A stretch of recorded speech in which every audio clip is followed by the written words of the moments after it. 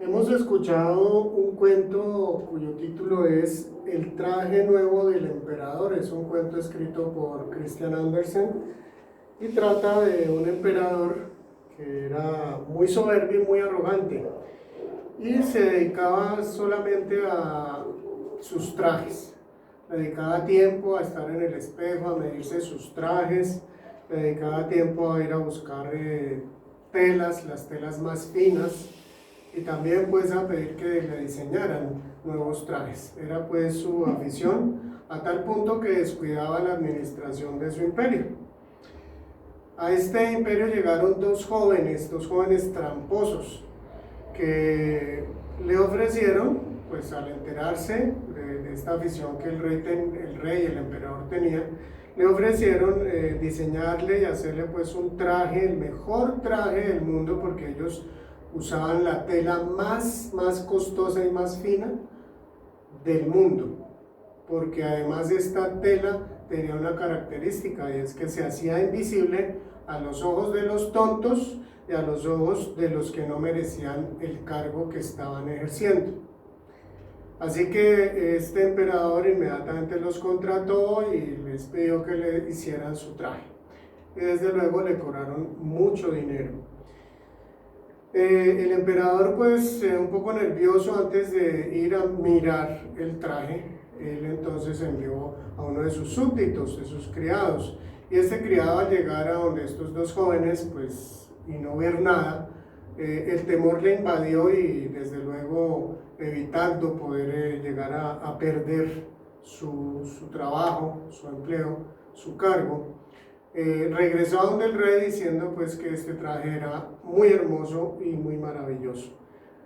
Días después entonces el rey envió otro criado y pasó exactamente lo mismo. Finalmente, cuando se suponía que ya estaba el traje listo, este emperador decidió ir con sus súbditos a conocer el traje, a ponérselo, a estrenarlo.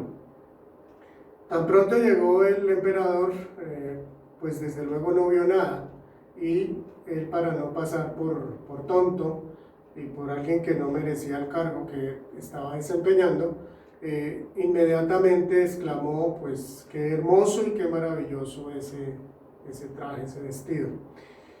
Sus acompañantes exclamaron lo mismo, porque también tenían el mismo temor. Entonces uno de ellos, de sus acompañantes, decidió proponerle que era tan hermoso ese traje que debía estrenarlo en un desfile ante todo el pueblo. Así que él supuestamente se puso el bellísimo traje y salió a su desfile. La gente, que conocía también la historia de esta tela, igualmente asustada, empezó a expresar pues lo hermoso y lo bello que era este traje. Esto sucedió hasta cuando un niño lo vio y exclamó: pero si está desnudo. Por lo cual ya la gente se dio cuenta que era un engaño y empezó a reírse y a burlarse. Pero era tal el orgullo de este emperador que él siguió convencido en su engaño, siguió su desfile. Este cuento pues nos habla de el engaño, de la mentira, de esta trampa en la que cae este emperador, pero que él mismo se autoengaña. Y es por eso que hoy la reflexión, esta meditación la he llamado engañada, pobre y ciega, porque hay gente que vive engañada, que es además pobre y ciega. Y tiene que ver con esta carta, la última carta de las 7 cartas del Apocalipsis, que se encuentra en el capítulo 3, versos 14 al 22. Es la carta dirigida a la iglesia de la Odisea, de esta ciudad, y como en cartas anteriores vamos a conocer algo de esta ciudad, porque nos ayuda a conocer ese entorno y sobre todo la cosmovisión en la que se movía esta iglesia, desde luego por la cual esta cosmovisión influenciaba a esta iglesia. Así que pasamos a ver nuestro mapa. Nuestro mapa entonces nos muestra aquí las primeras 6 cartas, que son la de Éfeso, la de Esmirna, la de Pérgamo, la de Tiatira y la de Sardis y Filadelfia. La de Esmirna y de Filadelfia están con un color diferente por una sencilla razón. Son las únicas 2 cartas en las que Jesús no señala algo negativo de estas 2 iglesias, Esmirna y Filadelfia. Y vamos entonces a ver esta última carta, la 7ª, que es la de la Odisea. Vamos a empezar teniendo presente que esta ciudad se encontraba cerca a 2 ciudades, una era Hierápolis y la otra Colosas. Colosas no nos es del todo extraño, porque precisamente allí era donde se encontraba la iglesia a la cual Pablo le escribió, Colosenses. ¿Recuerdan estos libros del Nuevo Testamento? El apóstol Pablo le escribe a la iglesia de Colosas, allí en el capítulo 4 de Colosenses. Voy a leerles de forma resumida versos 12 hasta el 16. Dice: les manda saludos Epafras, que es uno de ustedes. Este personaje Epafras, que es nombrado pues únicamente en esta carta, algunos suponen que él fuese el pastor, la persona que inició esta iglesia allí en Colosas. Más adelante entonces dice en el verso 13: a mí me consta que él, que Epafras, se ocupa mucho por ustedes y por los que están en la Odisea y en Hierápolis. Así que aquí nos nombra la siguiente ciudad, Hierápolis. Y dice más adelante: saluden a los hermanos que están en la Odisea, como también a Ninfas y a la iglesia que se reúne en su casa. Y en el verso 16 dice: una vez que se les haya leído a ustedes esta carta, que se lea también en la iglesia de la Odisea, y ustedes lean la carta dirigida a esta iglesia. Es decir, que hay una carta que no conocemos, según este texto, que Pablo le escribió a esta iglesia de la Odisea, pero pues no tenemos conocimiento qué pasó con ella. Simplemente entonces estas 3 ciudades cercanas, donde había 3 iglesias, eran asimismo también cercanas, se conocían unas a otras. Tengamos entonces presente que la ciudad de la Odisea fue fundada por Antíoco II, más o menos hacia el año 250 a.C., y fue nombrada así por su esposa, que se llamaba Laodice. Esta ciudad estaba en una región donde había ricos pastos para la crianza de las ovejas, y los habitantes de la Odisea, con bastante esmero y cuidado, lograron cruzar diferentes ovejas, diferentes razas, y conseguir una lana negra muy brillante y muy suave. Y esta lana llegó a tener una gran demanda en la región. Allí también se desarrolló una escuela de medicina, donde ellos hacían remedios para los ojos, específicamente colirios, es decir, gotas para ser aplicadas en los ojos para el tratamiento de las personas que llegaban allí. Y también había una presencia numerosa, importante, de judíos en esta ciudad. Miremos entonces estas imágenes de estas ruinas de la Odisea. Nos muestran estas ruinas que era una ciudad realmente muy bonita, bastante desarrollada. Tenía un desarrollo comercial muy significativo, como ya lo dije, por las telas, por las lanas, también pues por sus ovejas, y había allí un centro bancario, se desarrolló mucho el movimiento bancario, y durante el Imperio Romano llegó a ser la ciudad más rica de la región de Frigia. Y eran tan ricos que cuando esta ciudad sufrió un terremoto hacia el año 60 después de Cristo, Roma les ofreció una ayuda económica para que sea reconstruida, pero ellos decidieron no aceptarla y con sus propios recursos reconstruyeron su ciudad. Ellos mismos la costearon.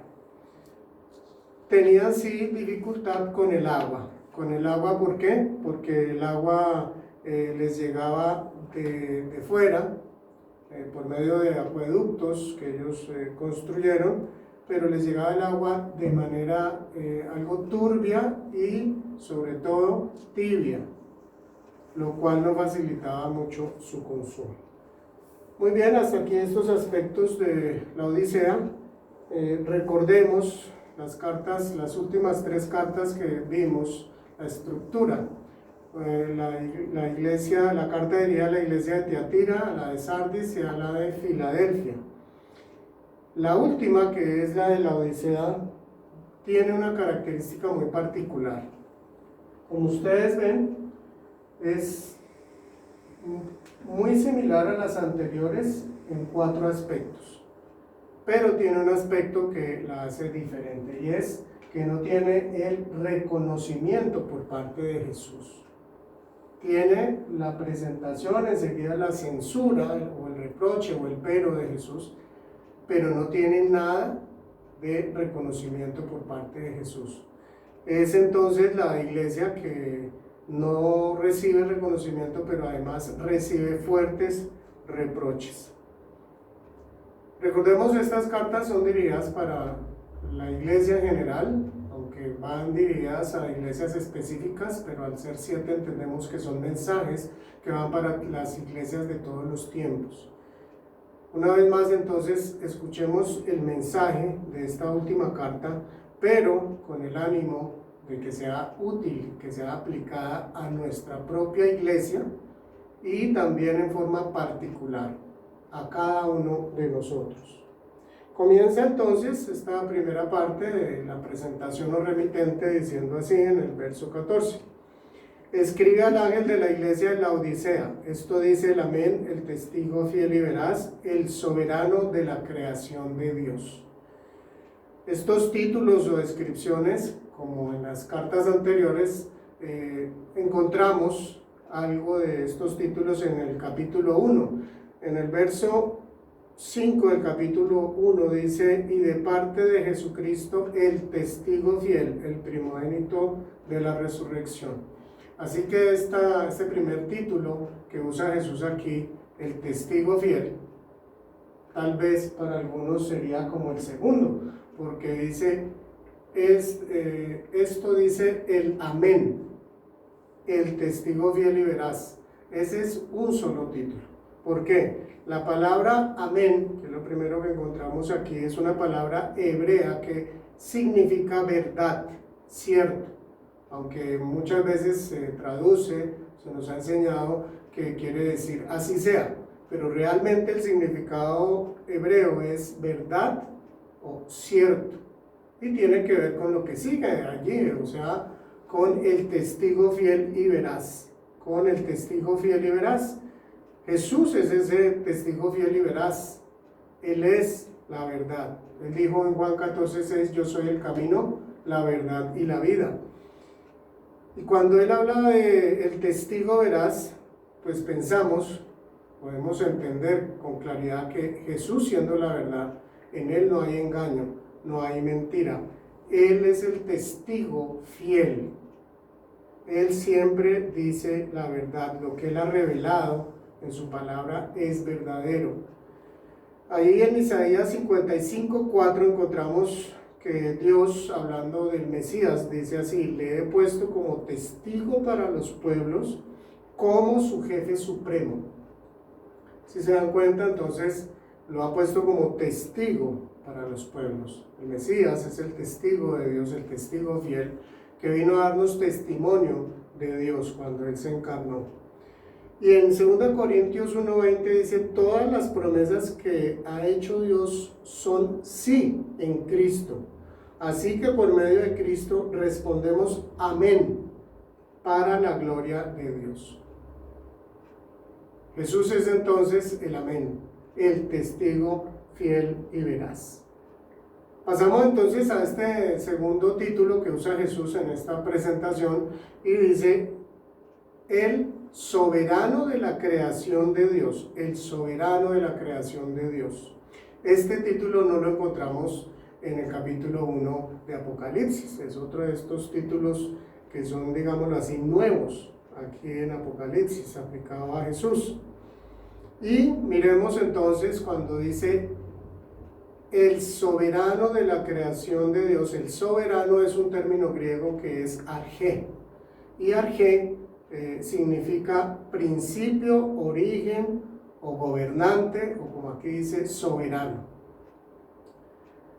Y al mirar entonces esta palabra podemos recordar este texto en Juan 1, del 1 al 3, comenzando allí este evangelio, que nos dice: en el principio ya existía el verbo, y el verbo estaba con Dios, y el verbo era Dios. Él estaba con Dios en el principio. Se ven que hay dos veces el término principio, es el mismo término arjé, griego. Y en el verso 3 dice: por medio de Él todas las cosas fueron creadas. Sin Él nada de lo creado llegó a existir. Por eso entonces, cuando escuchamos este título, debemos imaginarnos a Jesús en el tiempo de la creación. Él estaba presente en la creación, como dice aquí en Juan 1, verso 2, por medio de Él todas las cosas fueron creadas, y sin Él nada fue creado, nada de lo que existe fue creado. Si miramos Colosenses 1:16, nos dice aún mucho más claro esto que nos dice Juan 1, dice: porque por medio de Él fueron creadas todas las cosas, y aclara, en el cielo y en la tierra, visibles e invisibles, sean tronos, poderes, principados o autoridades. Todo ha sido creado por medio de Él y para Él. Colosenses 1:16. Así que Jesús, quien es Dios mismo, Él es el creador, Él es el soberano, Él es quien tiene todo el poder sobre la creación y en quien todo tiene su origen. Por eso Jesús entonces hace uso de estos dos títulos. Muy bien, hasta aquí la presentación. Pasamos entonces ya a la segunda parte, que es la censura y el pero. Y dice así: conozco tus obras, sé que no eres ni frío ni caliente. Ojalá fuera lo uno o lo otro. Por tanto, como no eres ni frío ni caliente, sino tibio, estoy por vomitarte de mi boca. Muy duro este texto. ¿Se imagina usted formar parte de una iglesia donde Jesús le dice esto? Comienza entonces aquí en el 15, nuevamente está diciendo: conozco tus obras. En todas las cartas Jesús muestra esta frase. En todas las cartas está diciendo: las obras que tú haces son importantes, yo las estoy mirando. Pero entonces dice: sé que no eres ni frío ni caliente.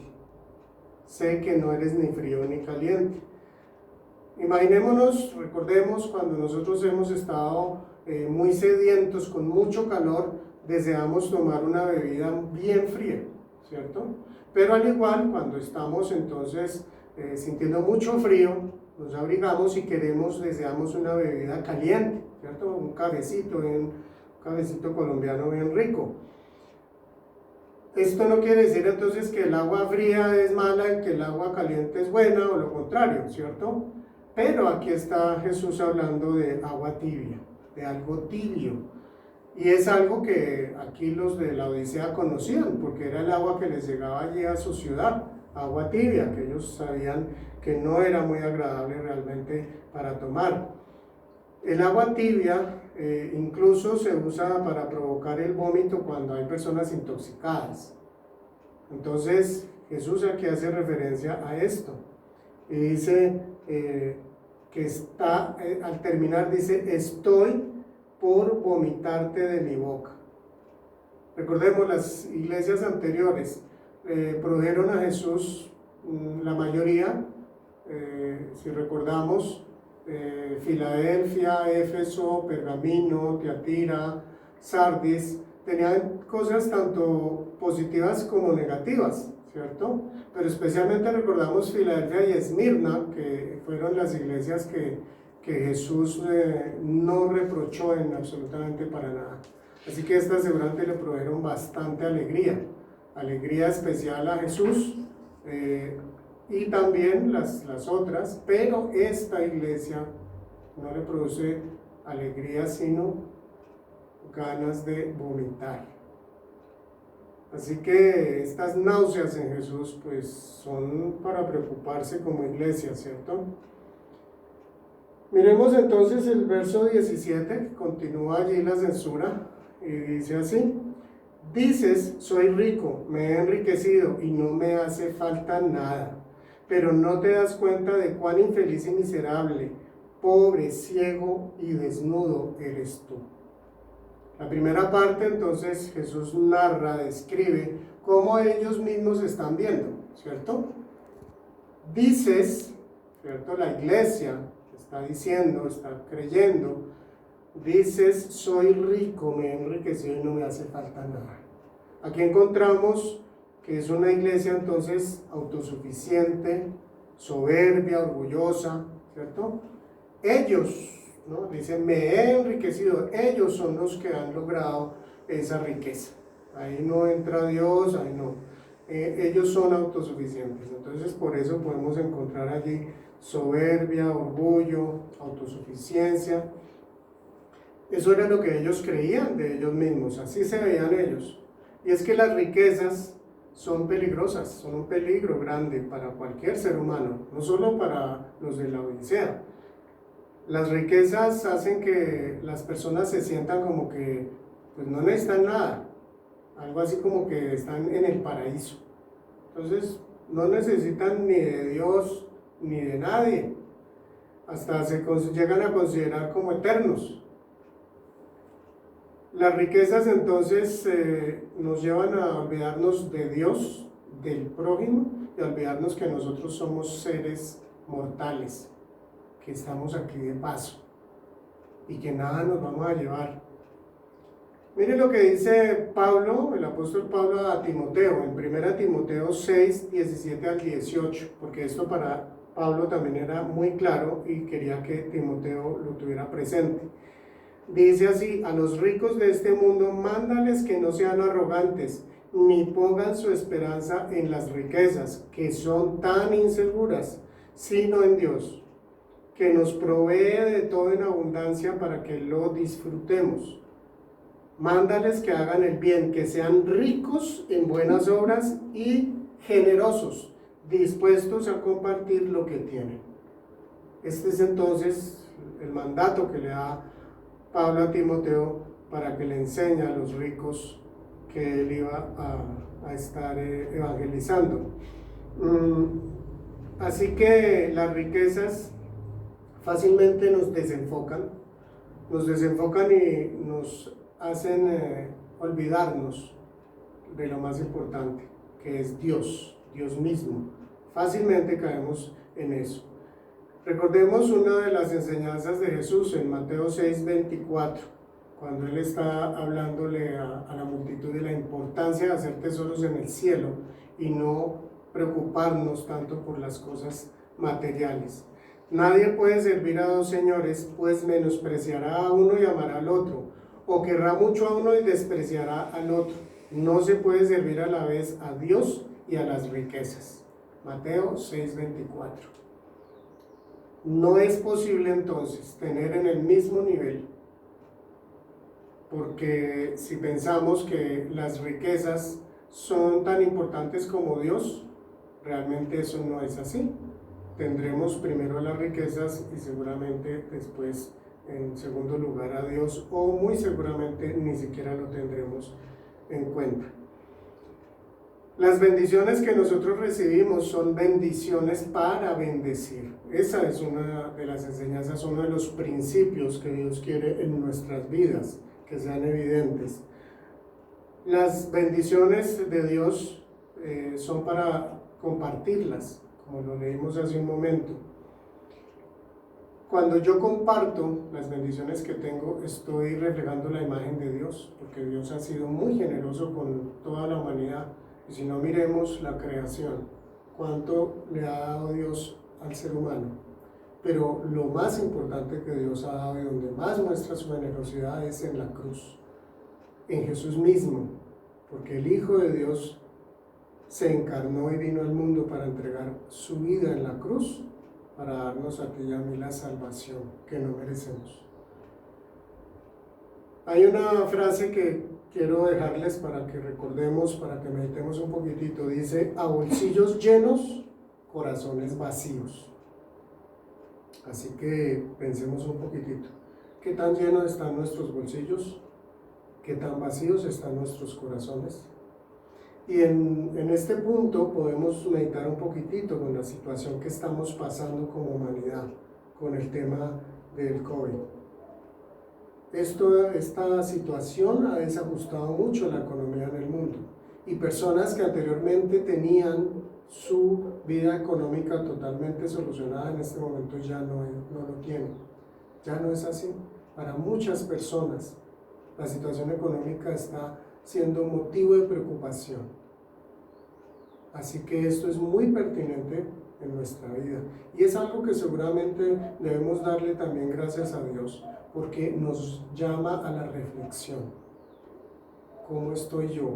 No tanto económicamente, sino realmente en mis fundamentos, en mi vida, en mis principios, en mis valores.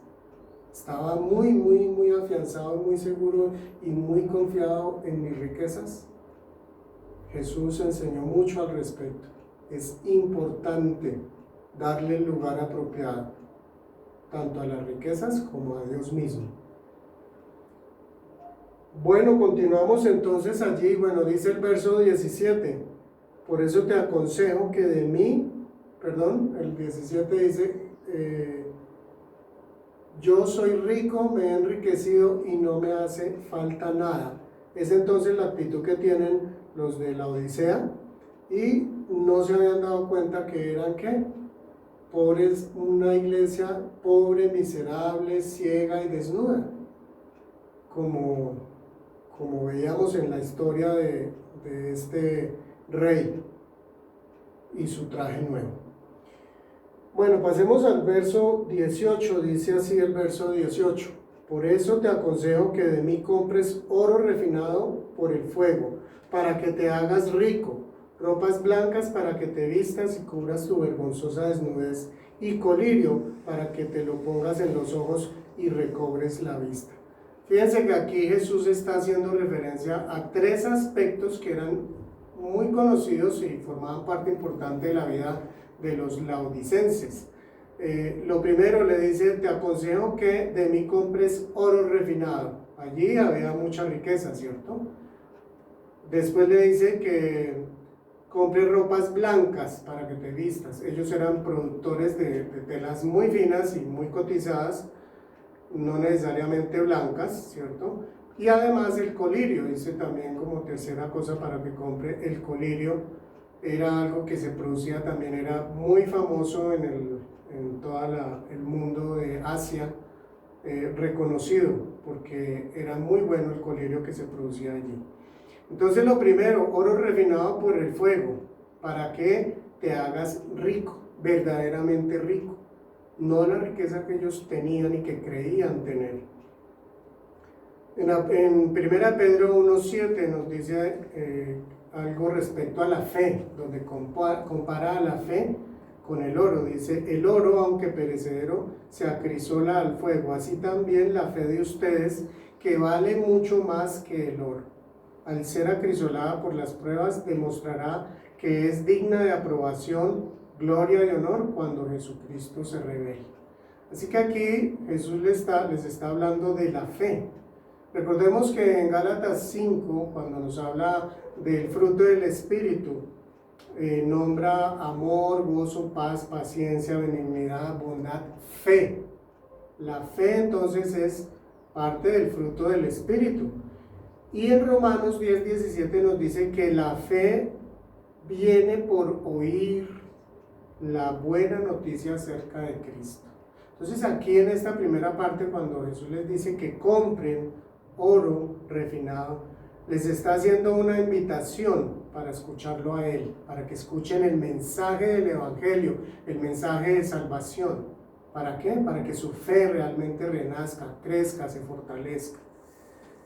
Lo segundo que les dice Jesús es que compren ropas blancas, y le dice para que te vistas y cubras tu vergonzosa desnudez. Esas ropas blancas, recordemos que ya fue nombrada en una carta anterior, eran usadas principalmente en tres situaciones. La primera, para recibir al ejército victorioso, la gente se vestía, para recibirlo se vestía de blanco. El segundo aspecto era utilizado para asistir a las fiestas, para celebrar.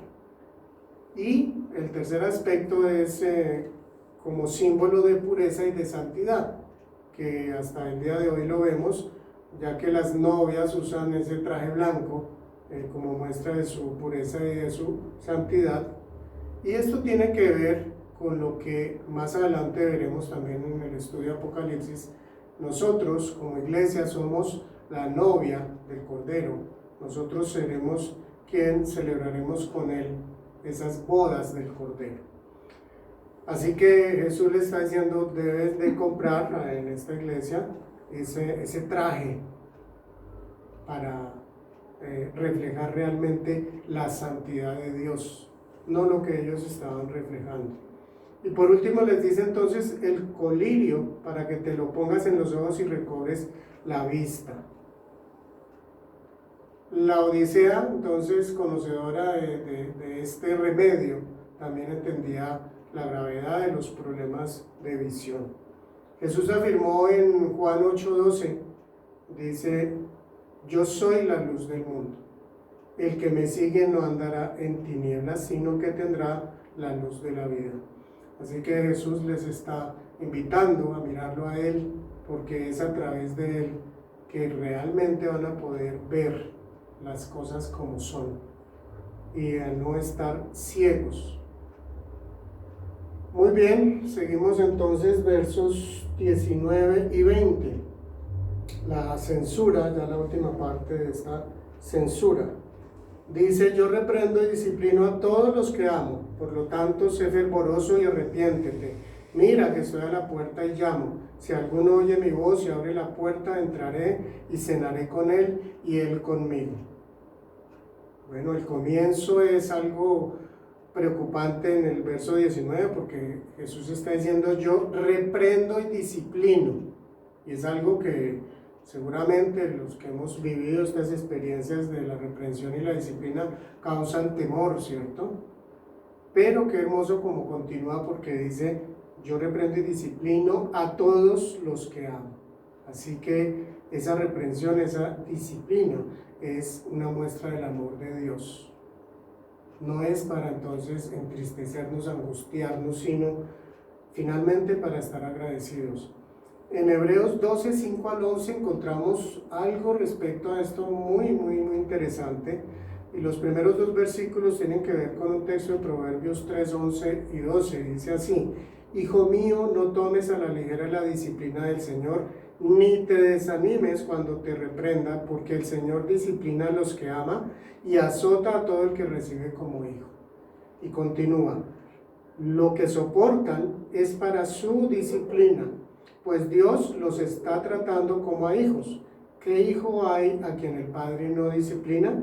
Si a ustedes se les deja sin la disciplina que todos reciben, entonces son bastardos y no hijos legítimos. Después de todo, aunque nuestros padres humanos nos disciplinaban, los respetábamos. ¿No hemos de someternos con mayor razón al Padre de los Espíritus para que vivamos?